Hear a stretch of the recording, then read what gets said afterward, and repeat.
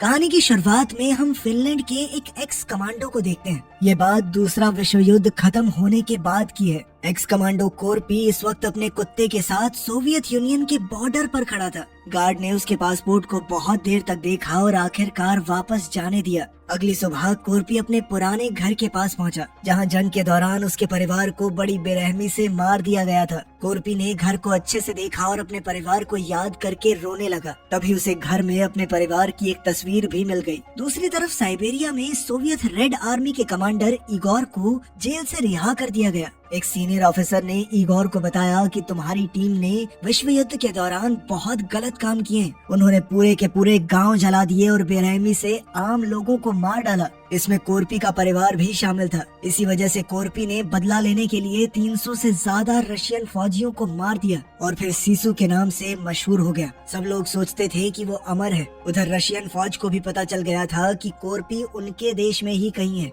इसीलिए उन्होंने कोरपी को मारने के बदले में इगोर को रिहा करने का वादा किया और साथ ही उसे अच्छे पैसे भी मिलेंगे। वहीं दूसरी ओर कोरपी ने पूरा दिन लगाकर अपने और अपने कुत्ते के घर को तोड़ दिया। उसने सारी अच्छी लकड़ियां अपने ट्रक में भर दी और बेकार लकड़ियों को इकट्ठा करके जला दिया। फिर कोरपी और उसका कुत्ता बॉर्डर की तरफ वापस निकल पड़े। कुछ घंटे गाड़ी चलाने के बाद कोरपी ने देखा कि उसका रास्ता एक आर्मी की जीप ने रोक लिया था। अब कोरपी ने पीछे देखा कि वहाँ से भी एक जीप आ रही है। फिर एक सैनिक ने उससे पासपोर्ट मांगा और दूसरी जीप में बैठे एक अफसर के पास ले गया। तभी इगोर पासपोर्ट देखते ही समझ गया कि यही मेरा निशाना है। फिर इगोर ने अपने एक आदमी को बाहर भेजा जिसके हाथ में एक बॉम्ब था और वो भी जला हुआ। तभी इगोर के दूसरे सैनिक ने भी चाकू निकाल लिया। कोरपी ट्रक में बैठा सैनिक के पास आने का इंतजार करने लगा और जैसे ही वो पास आया तो कोरपी ने अचानक जोर से दरवाजा खोलकर उसे मारा और बम उसके हाथ में ही फट गया, जिससे उसके शरीर में आग लग गई। फिर कोरपी ने ट्रक को रिवर्स करके पीछे से आ रहे फौजी को भी उड़ा दिया और उसका शरीर सीधा इगोर की गाड़ी की खिड़की के अंदर घुस गया। तभी एक और सिपाही ने गोलियां चलानी शुरू कर दी। कोरपी ने आगे बढ़कर उसका हथियार छीन लिया और उसे जल्दी से खिड़की के अंदर खींच लिया। साथ ही उसने आर्मी की जीप को भी रौंद दिया। इसके बाद कोरपी ने एक ही मुक्के में सैनिक को बेहोश कर दिया और वहाँ से भागने के लिए रफ्तार बढ़ा ली। तभी इगोर ने बैकअप के लिए तीसरा ट्रक बुलाया और फिर दोनों गाड़ियों ने कोरपी का पीछा करना शुरू कर दिया, जबकि पीछे एक बम भी फट गया। जब सैनिक होश में आया तो कोरपी ने उसे फिर से बेहोश कर दिया और उससे उसका हथियार भी छीन लिया, लेकिन उसमें ज्यादा गोलियां नहीं थी, इसीलिए उसने सैनिक के पाउच से गोलियां निकाली और रीलोड करने लगा। तभी सैनिक को भी होश आ गया और कोरपी ने उसे जबरदस्ती बंदूक की मैगजीन लोड करने के लिए कहा, जबकि बंदूक अपने ही पास रखी। वो फौजी बहुत ज्यादा घबराया हुआ था, इसीलिए कुछ गोलियां उसके हाथों से गिर गई। इसके बाद कोरपी एक पुरानी इमारत के खंडहर के सामने रुका और उसने सैनिक को छोड़ दिया। तभी इगोर को किसी तरह के जाल का एहसास हुआ और उसने अपने साथी को अपने साथ गाड़ी में ही रुकने को कहा, लेकिन तीसरे ट्रक के आदमी तुरंत बाहर निकल गए और उन्होंने उस सैनिक को गोली मार दी। इससे कोरपी को उनकी लोकेशन का पता चल गया और उसने तेजी से सीधा उनके सर में गोली दाग दी। फिर कोरपी ने इगोर की गाड़ी के टायर में गोली मारी तो इगोर ने अपने साथी से कहा कि हिलना भी मत, लेकिन उसके साथी ने सुना नहीं और कोरपी की तरफ बंदूक तान दी। लेकिन फिर उसके हिलते ही कोरपी ने सीधा उसके सर में छेद कर दिया। इतनी दूर से कोरपी इगोर को पहचान नहीं पाया, इसीलिए उसे जिंदा ही छोड़कर अपने ट्रक में बैठा और वहाँ से निकल गया। बाद में इगोर अपने कुछ साथियों का इंतजार करते हुए जीप का टायर बदलने लगा। जल्द ही उसके साथी 4 बाइकों पर आए और अब सब मिलकर कोरपी का फिर से पीछा करने निकल पड़े। कुछ ही मिनटों बाद कोरपी ने अपना रास्ता बदल लिया, लेकिन उसका पीछा करने वालों ने ट्रक के टायरों के निशान देख लिए और जल्द ही उसे घेर भी लिया। कोरपी ने एक बाइकर पर गोली चलाई, लेकिन हेलमेट ने सारी गोलियों को रोक लिया। उस आदमी ने भी फायरिंग की और कोरपी बड़ी मुश्किल से बच पाया। सिर्फ उसके गाल पर ही चोट आई, लेकिन इससे थोड़ी देर के लिए उसका ट्रक से कंट्रोल छूट गया और उसका ट्रक सड़क से नीचे उतर गया। काफी कोशिश के बाद कोरपी ने फिर से अपनी गाड़ी पर काबू पा लिया और सड़क पर वापस लौट आया, लेकिन जल्द ही उसे दोबारा घेर लिया गया। अभी भी उसने अपने दुश्मनों पर अपनी तेज नजर बनाई हुई थी। उसने देखा कि अचानक से एक बाइक बिना राइडर के गिर गई, तो कोरपी समझ गया कि वो आदमी उसके ट्रक पर चढ़ चुका है और वो पीछे पड़ी लकड़ी पर चलता हुआ आगे की तरफ बढ़ रहा था, ताकि चुपचाप जल्दी से कोरपी को मौत के घाट उतार सके। लेकिन कोरपी ने उसके कदमों की आहट सुन ली थी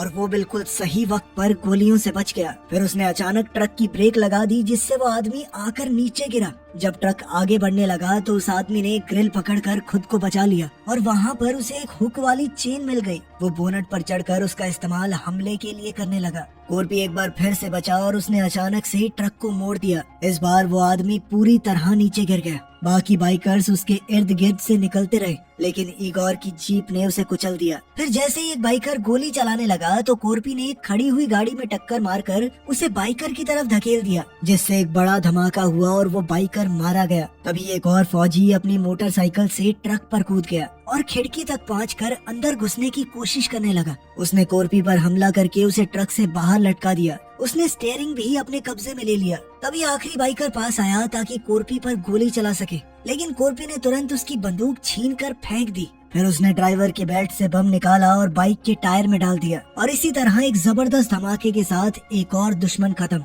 फिर कॉर्पी ने ट्रक के आगे से चेन निकाली और उसे ड्राइवर की गर्दन में लपेटकर उसे बाहर फेंक दिया और फिर से अपने ट्रक पर कब्जा पा लिया। फिर उसने चेन का बटन ऑन कर दिया और वो घूमना शुरू हो गई। अब चेन उस आदमी को खींचते हुए सीधा बोनट तक ले आई, लेकिन अभी भी उसका सर ग्रिल में फंसा हुआ था। अब चेन ने इतनी जोर से खींचा कि उस आदमी का सर धड़ से अलग हो गया। सभी बाइकर्स के मर जाने के बाद इगोर खुद पास आने लगा और एक के बाद एक उसने लकड़ियों पर बम फेंकने शुरू कर दिए ताकि लकड़ियों में आग लग जाए। उसकी इस हरकत से कॉर्पी को बहुत गुस्सा आया। अब उसने कटे हुए सर वाली लाश पर लगे हुए बमों को एक्टिवेट कर दिया और उसे दूसरी गाड़ी की तरफ फेंक दिया, जिसके बाद इगोर को धमाका होने से पहले ही जीप से कूदना पड़ा।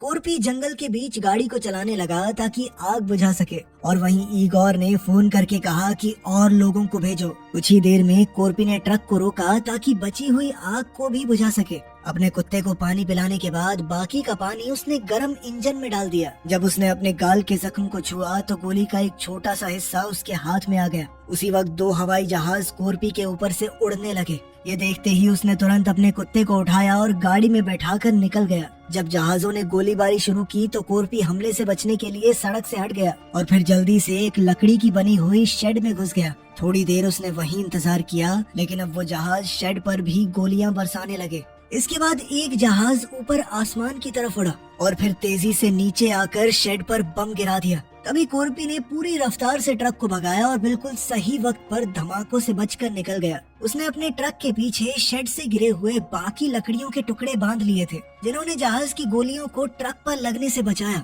अब उसने जंगल के बीच से गुजरने वाला एक रास्ता पकड़ लिया, लेकिन एक जहाज नीचे की तरफ झुककर उसका पीछा करते हुए लगातार गोलियां चलाता रहा। तभी कॉर्पी ने होशियारी दिखाते हुए अचानक से ब्रेक लगा दी। प्लेन वक्त रहते रुक नहीं पाया और आगे जाकर क्रैश हो गया। कॉर्पी कुछ देर तक और रुका, लेकिन जब कोई भी आवाज नहीं आई तो वो प्लेन के टुकड़ों के ऊपर से ट्रक चलाकर वहाँ से निकल गया।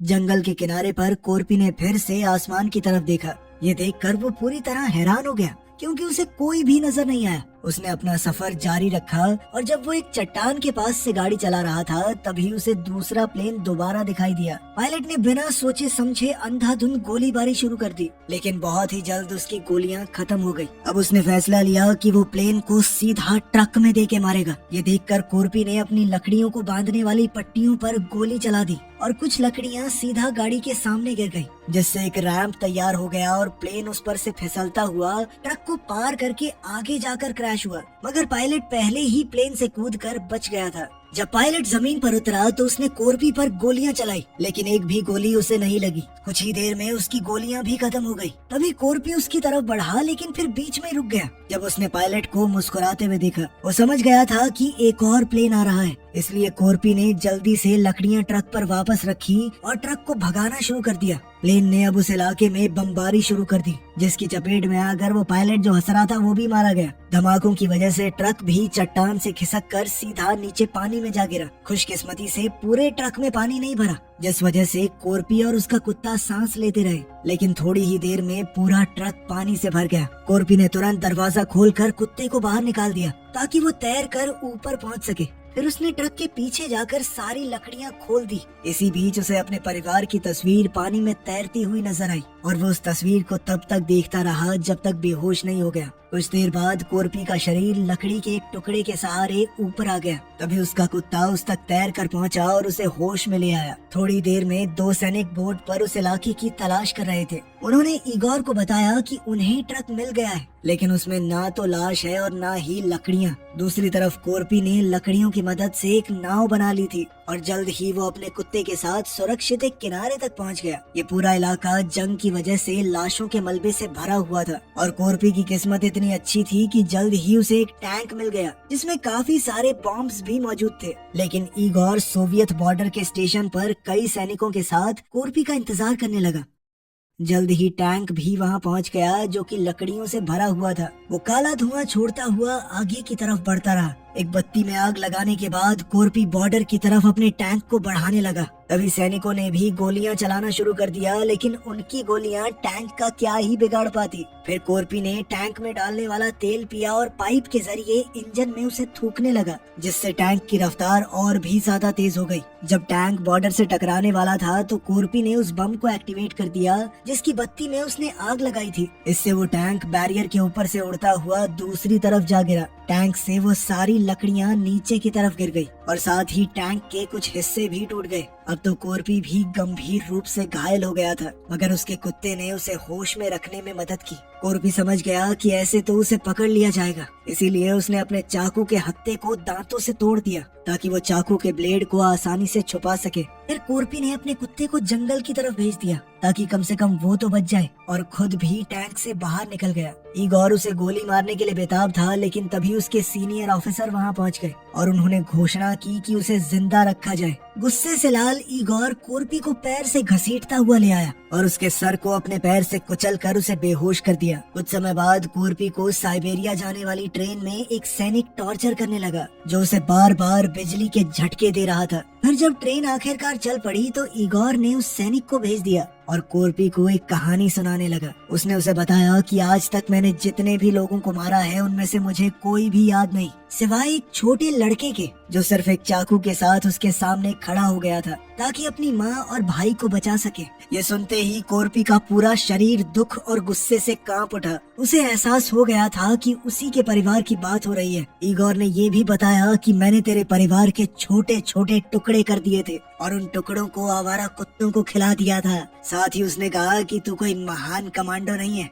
बदकिस्मत है, साइबेरिया में कुत्ते की मौत मारूंगा तुझे। इगोर के जाने के बाद कोरपी गुस्से से चीख उठा। उसकी बदले की भूख दोबारा से जाग गई थी। उसने अपना शरीर पलटा और अपने पैर छत पर टिका दिए और फिर पूरी ताकत से जोर लगाया जब तक उसने खुद को आजाद नहीं कर लिया। बाहर खड़े सैनिकों ने शोर सुन लिया और वो तय करने के लिए गेम खेलने लगे कि कौन अंदर जाकर चेक करेगा। अंदर कोरपी ब्लेड को निकालने की कोशिश करने लगा जो उसने अपने पैर के मांस के अंदर छुपा रखा था। जैसे ही एक सैनिक अंदर आया तो कोरपी बेहोशी का नाटक करने लगा और वहीं दूसरा सैनिक बाहर खड़े खड़े परेशान हो गया क्योंकि कुछ देर तक कोई आवाज ही नहीं आई। अचानक अंदर से गोली चलने की आवाज सुनाई दी और तभी दरवाजा खटखटाने की आवाज आई। सैनिक ने छोटी खिड़की खोली तो उसे अपने साथी का चेहरा दिखाई दिया। उसने पूछा कि सब कुछ ठीक तो है। उसके साथी ने सर हिलाकर हाँ का इशारा किया। सैनिक ने दरवाजा खोला तो देखा कि कोरपी ने दूसरे आदमी को बीच से काट डाला था और फिर उसे कठपुतली की तरह इस्तेमाल कर रहा था। ये देखकर वो सैनिक इतना डर गया कि उसने तुरंत ट्रेन से बाहर छलांग मार दी। कोरपी ने चोरी की हुई वो बंदूक गिरा दी और अपने बालों को खून से पीछे की तरफ सेट किया। अब वो गुस्से में शेर की तरह गरजने लगा। वहीं ट्रेन के वीआईपी कोच में अफसर शांति से अपना डिनर एंजॉय कर रहे थे। तभी इगोर ने उनसे अपने पैसे मांगे ताकि वो वापस जा सके, लेकिन अफसरों ने उसे रुकने के लिए कहा, ये कहते हुए कि तुम भी इस कामयाबी का जश्न मनाओ। इसी दौरान कोरपी लकड़ियों वाले डब्बे तक पहुंच गया। उसने वहां से एक कुल्हाड़ी उठाई और उसके बाद वाले डब्बे में घुस गया, लेकिन वहां पर कई जवान सैनिक सो रहे थे, इसीलिए वो दबे पांव वहां से गुजरने लगा ताकि कोई जाग न जाए। तभी अचानक एक सिपाही की आंख खुल गई, लेकिन इससे पहले वो उठ पाता कोरपी दूसरे डब्बे में चला गया और उसने वहां भी कई सैनिकों को सोते हुए देखा। तभी अचानक एक सिपाही उस डब्बे में आया। कोरपी ने तुरंत कुल्हाड़ी उठाई और उसके मुंह पर फेंक के मारी, जिस वजह से वो बिना चिल्लाए वहीं मर गया। फिर जैसे ही वो मुड़ा तो एक और आदमी जाग गया। कोरपी ने तुरंत उसके बेड को उठाकर उसे दबा दिया ताकि कोई आवाज न आए। साथ ही वो कई बार चाकू घूंपता रहा जब तक वो फौजी मर नहीं गया। तभी अचानक ट्रेन को एक झटका लगा और एक सोते हुए सैनिक ने दारू की बोतल गिरा दी। बोतल जमीन पर गिरते ही टूट गई।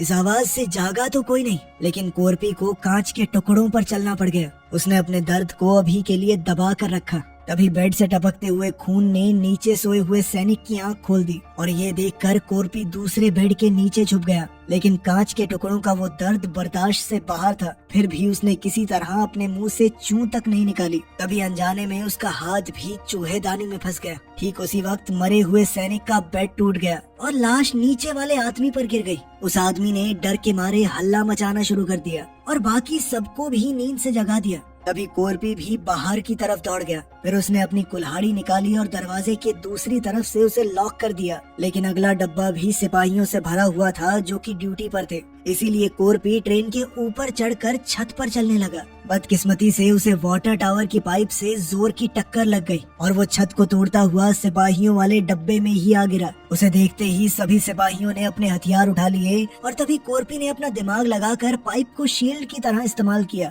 उनकी गोलियां आपस में टकराकर 2 सिपाहियों को लग गई। फिर उसने उनके हथियार उठा लिए और कुछ और सिपाहियों को गोली मार दी, जिस वजह से लाशों का एक ढेर बन गया, जिसने उसे बाकी गोलियों से बचाया। कोरपी तब तक छुपा रहा जब तक सिपाहियों की गोलियां खत्म नहीं हो गई। इसके बाद उसने बाहर निकलकर किसी को रीलोड करने का मौका नहीं दिया। इस शोर शराबे की आवाज सुनकर इगोर अपना टेबल छोड़कर देखने आया। लेकिन जैसे ही उसने देखा कि दूसरे कोच में गोलियां चल रही हैं, तो उसने उस डब्बे को ट्रेन से अलग करने का फैसला किया, क्योंकि उसे अब तक अपने पैसे नहीं मिले थे। तभी कोरपी ने बाहर आकर देखा कि इगोर वाली ट्रेन उसे पीछे छोड़कर जा रही है, लेकिन उसे ये भी पता था कि उसके पास एक मिसाइल है। इसी बीच इगोर टेबल पर वापस गया और उसने एक ऑफिसर का गला काट दिया और फिर गन निकालकर बाकी सबको गोली मार दी। बस उनके बॉस को छोड़ दिया। डरे हुए बॉस ने पैसों से भरा हुआ सूटकेस उसे थमा दिया। फिर इगोर ने मुस्कुराते हुए उनके बॉस को भी गोली मार दी। पिछले कोच में जागे हुए सैनिक तलाशी लेने आए और कोरपी की बिछाई हुई लाशों का मंजर देखकर हैरान रह गए। जैसे ही वो बाहर आए, मिसाइल एक्टिवेट हो गई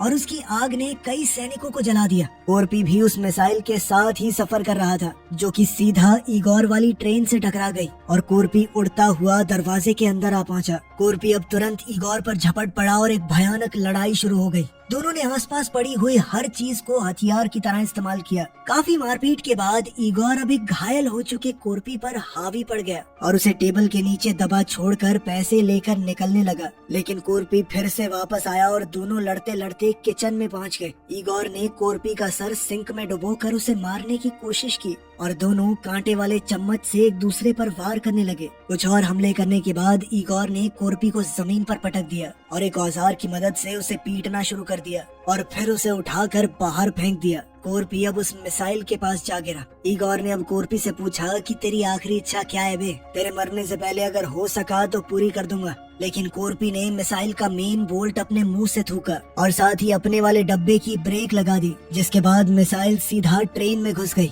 उस मिसाइल ने इगोर की खोपड़ी को छेद दिया और ट्रेन में बहुत बड़ा धमाका हुआ। उधर फिनलैंड के बॉर्डर पर 2 सिपाहियों को अजीब सी आवाज सुनाई दी। तभी अचानक कोरपी लकड़ियों से भरी हुई गाड़ी को लेकर वहां पहुंच गया। उसने अपना जला हुआ पासपोर्ट दिखाया और उसे अंदर जाने की इजाजत मिल गई। कुछ समय बाद कोरपी जंगल में अपना घर बना रहा था। उसी वक्त अचानक से उसका कुत्ता भौंकने लगा। अचानक से कुछ अजनबी लोग कोरपी की तरफ आए और कोरपी लड़ने के लिए तैयार हो गया, लेकिन वो लोग उससे लड़ने नहीं, उसकी मदद करने आए थे। इसी के साथ दोस्तों ये कहानी यहाँ पे खत्म हो जाती है। बाकी आप बताइए आपको कैसी लगी। मिलते हैं आपसे अगली वीडियो में। ध्यान रखिएगा अपना। Thanks for watching.